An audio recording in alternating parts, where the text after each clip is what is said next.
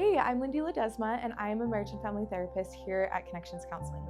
I have wanted to be a therapist for probably 10 years now, and something that really motivated me to want to go back to school was simply just this idea of wanting to help marriages be successful and to feel joy and to feel love in their relationship right now, instead of 20 years down the road or 30 years down the road, or waiting until divorce happens.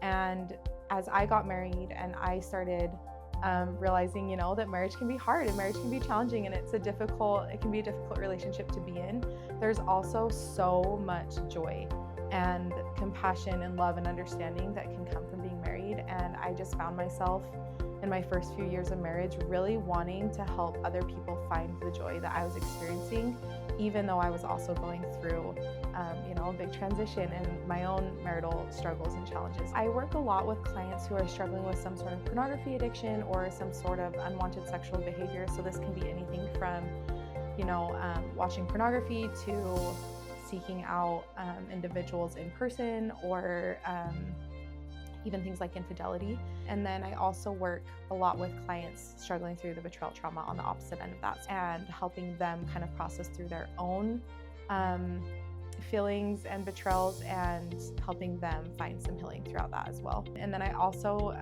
I really love working with couples who need help with improving their communication or intimacy in their relationship.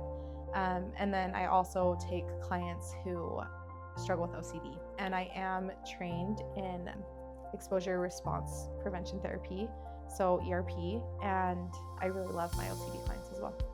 I think it's normal that everyone feels a little bit nervous to start therapy, and something that I always tell my clients is you have to really honestly vibe with your therapist. Like, you have to feel connected to them, feel like they understand you, and that can be nerve-wracking to go in and just share all the most intimate parts of your life and your thoughts with some random person you've never met before. And so I think that's totally normal. I feel that way. I felt that way going to a therapist. And the other end of that, I also think that it shows a level of courage and strength to go to therapy. And I think there's a stigma around therapy that, you only go in if you have a big problem, or it's a last-ditch effort type of thing in your relationship. And I think that if we could change that narrative a little bit and remember that therapy is something that probably 99% of the population needs right now, I would invite you to practice 10 seconds of courage and come in anyway, because it can change your life.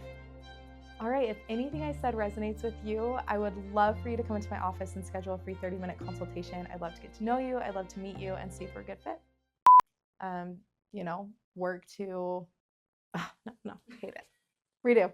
Okay, that was so great. No, that was horrible. Hang on. What was the question? Okay.